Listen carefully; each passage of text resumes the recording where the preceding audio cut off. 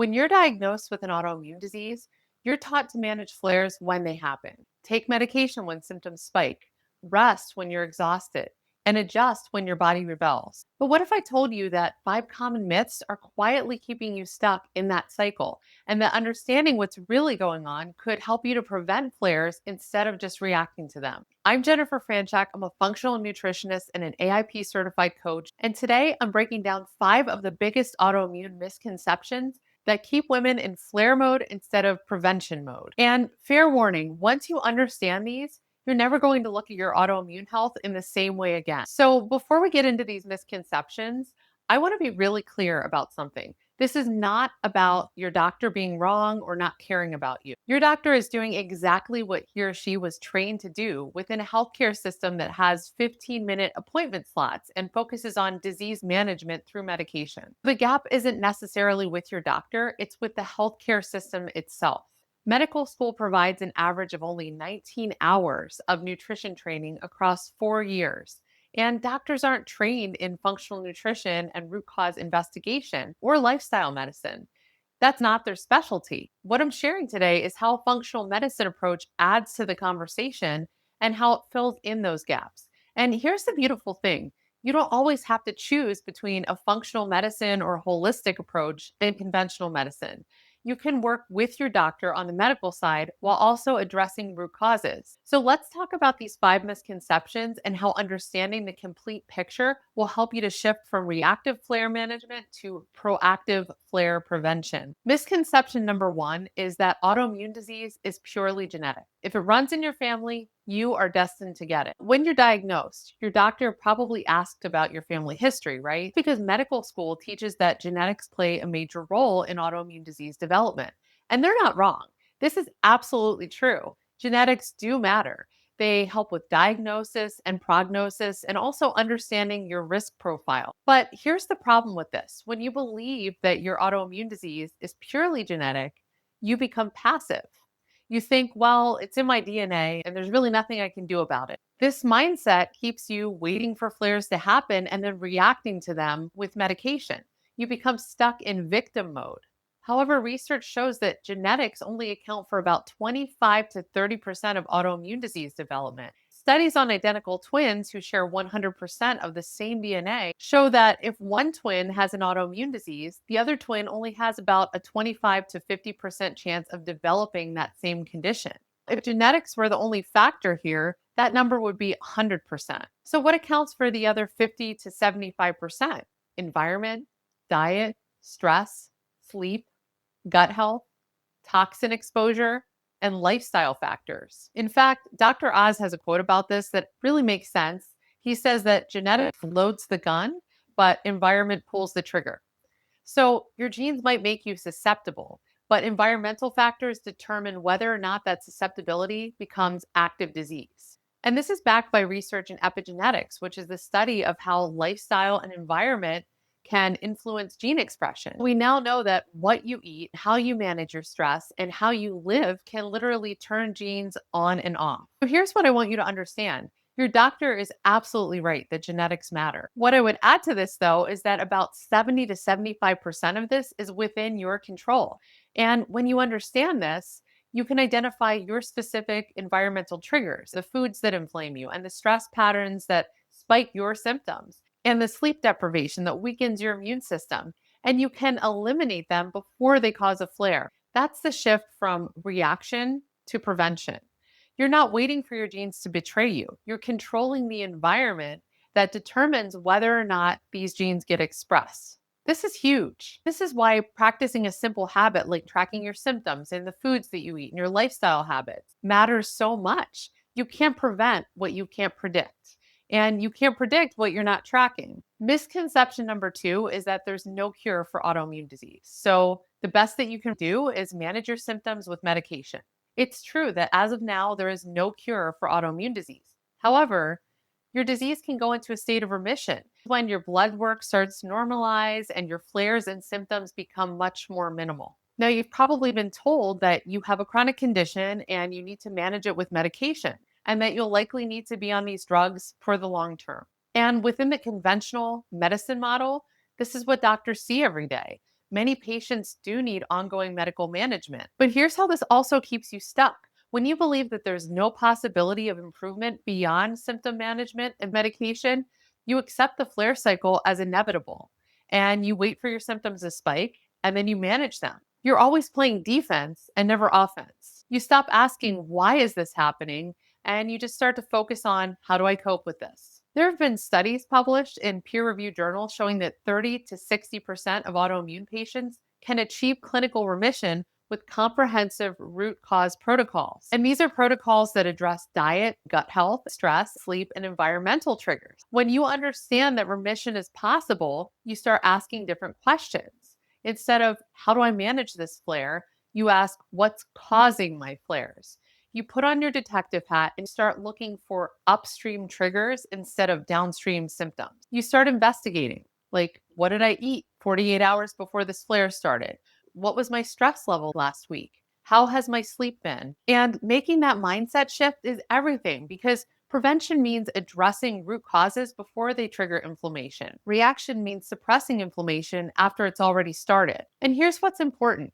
You can work with your doctor on medication while also working on root causes. Many of my clients are able to reduce or eliminate medications over time as their symptoms improve, and it's always under their doctor's supervision. This isn't about choosing between conventional medicine and a functional approach. It's about using both tools to give yourself the best chance at remission. Misconception number 3 is that inflammation is bad and should be eliminated at all costs. Your doctor is absolutely right. Chronic inflammation is problematic and drives disease progression. It damages tissues and causes symptoms. That's why anti inflammatory medications exist, to reduce harmful inflammation. But here's how this keeps you stuck in reactive mode. When you think that all inflammation is bad, you start focusing on suppressing it whenever it appears. You take anti inflammatories during a flare. You rest when inflammation spikes. You are always responding to inflammation that's already happening. What immunology research shows is that inflammation isn't inherently bad. It's your immune system's communication system. It's the alarm that tells you that something's wrong. Acute inflammation is necessary and healthy. It's how your body fights infections, heals injuries, and responds to threats. But chronic inflammation is the problem. It's when that alarm system gets stuck in the on position. The goal here isn't to eliminate all inflammation. The goal is to help your body resolve inflammation naturally while addressing what's triggering it in the first place. Research published in journals like Nature Immunology shows that the body has specific inflammation resolution pathways. These are the mechanisms that naturally turn off inflammation once the threat is gone. When these pathways are functioning well, inflammation comes and goes as it's needed. But when they're impaired, inflammation becomes chronic. Here's how I want you to think about this. When you understand that inflammation is your body's alarm system, you start asking different questions. You ask, what is triggering this alarm in the first place? You look for root causes, the food sensitivity, the chronic stress pattern, the gut imbalance, the environmental toxin, and you address it before it triggers the inflammatory cascade. That's prevention. You're not just turning off an alarm, you're removing that match before the fire starts. This perspective can complement your doctor's anti inflammatory approach, and medication can help to manage inflammation while you're identifying and eliminating triggers. Misconception number 4 is that autoimmune disease means your immune system is overactive and needs to be suppressed. This is the framework taught in medical school. Autoimmune means a hyperactive immune system, and the treatment approach makes sense within that model. Use immunosuppressants to calm down an overactive response.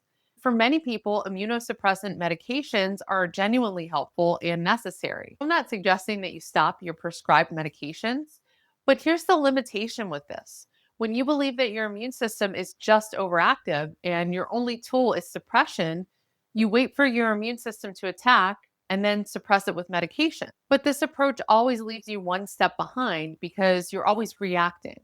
What immunology research reveals is that autoimmune disease isn't necessarily about an overactive immune system. It's about immune dysregulation.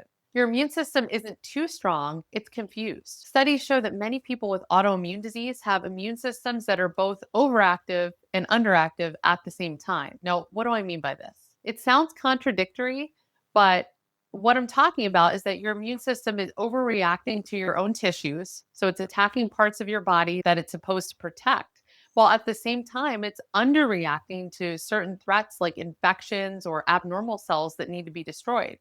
So the problem isn't that your immune system is too strong or too weak.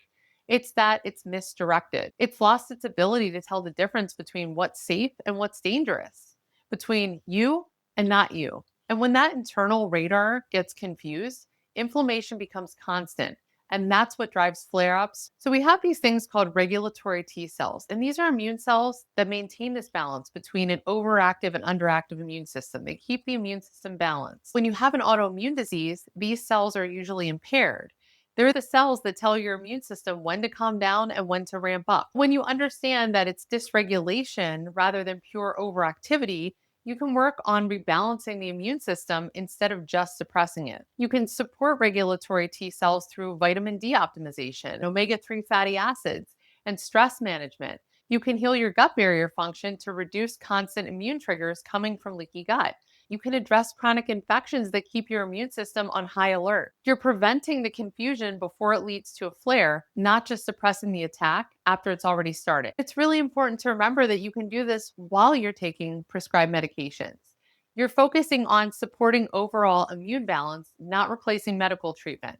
Before we get into myth number 5, which is the biggest one, I want to share something with you. If what I'm talking about right now really resonates with you and you're thinking, yes, I want to shift from reacting to flares to actually preventing them, I have something that can help you get started in this process. It's called the Leaky Gut Clean Start Program. Here's why I created this. Leaky gut is one of the primary root causes of autoimmune flares. When your gut barrier is compromised, undigested food particles and toxins leak into your bloodstream, triggering your immune system. This is one of those environmental triggers that you can control. The Leaky Gut Clean Start is a 28-day habit stacking program that guides you step by step through exactly what to eat, how to reduce inflammation, and how to gently support your detox pathways without feeling overwhelmed. Each week, you're going to build 2 new powerful habits designed to help you repair your gut and support your immune system. These are the same functional strategies that I use with my private clients. You'll also get a 4-week gluten-free meal plan and recipe guide because gluten is one of the top triggers for leaky gut and inflammation. And it's yours for under $50. You can go ahead and get started today by using the link in the description box below.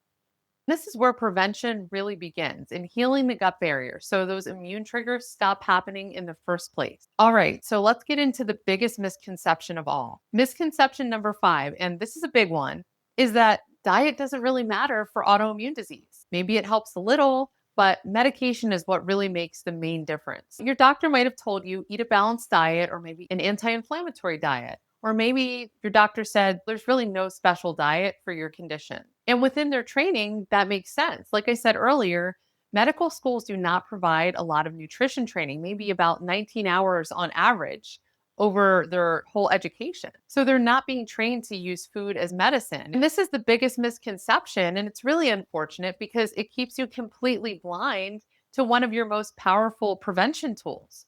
When you believe that diet doesn't matter, you eat foods that trigger inflammation. And then 24 to 72 hours later, you have a flare and you have no idea why. You're constantly reacting to mystery flares. You can't connect the dots between what you ate on Monday and the joint pain that you're experiencing on Wednesday. Now, there has been a lot of research in gastroenterology, immunology, and nutritional science that shows us that food is one of the most powerful modulators of inflammation and immune function. And I know I've said this before, but I'll say it again, about 70 to 80% of your immune system lives in your gut. What you eat directly affects your gut microbiome, your gut barrier integrity, and your immune response. Food sensitivities, especially gluten, dairy, soy, corn, and egg, can trigger inflammatory responses that show up later. This is why most people never make a connection. We also know from research that elimination diets like the autoimmune protocol can significantly reduce symptoms and inflammatory markers in about 60 to 75% of patients. But here's what's critical to remember. It's not the same foods for everyone. Your triggers are unique. What inflames me might be perfectly fine for you, and vice versa. When you understand that food sensitivities can trigger flares about 1 to 3 days later, you can track what you eat and identify your specific triggers. Then you can eliminate them before they cause inflammation. That's the difference between reacting to flares and preventing them. This is exactly why we talked about symptom tracking in the last video. You can't prevent food triggered flares if you don't know which foods are triggering you. Okay, so here's what I really want you to understand here. These 5 misconceptions aren't just wrong, they keep you trapped in a reactive cycle. When you believe that genetics are destiny, that there's no cure, that inflammation should just be suppressed, that your immune system is just overactive, and that your diet doesn't matter, you are only left with one option: wait for the flares to happen, then react to them. You're stuck in flare mode. You're always playing defense, never offense. But when you understand the complete picture, that 70% is environmental, that remission is possible, that inflammation has a root cause, and that your immune system can be rebalanced, and that food matters, suddenly you have options. You can identify triggers, you can address root causes, you can prevent flares instead of just managing them. You can shift from flare mode to prevention mode. You don't have to choose between medical care and functional nutrition. Your doctor manages the medical side and helps you through flares, and a functional approach will help you identify and eliminate triggers so that flares happen less often or not even at all. That's the shift from reactive to proactive, from flare management to flare prevention. And this is what I help my clients do every single day. We identify their unique triggers. We address specific root causes and build sustainable habits that keep them in prevention mode instead of flare mode. Now, I would love to hear from you. Which of these 5 misconceptions have you been told by doctors or have you heard in the autoimmune community? And which one surprised you the most? And if this video helped you to understand the difference between reacting to flares and preventing them, hit the like button and subscribe. And don't miss the next video where I'm going to share the exact 3-phase framework that I use with my clients to help them go from reacting to flares to preventing them. Thanks for watching, and I'll see you in the next one.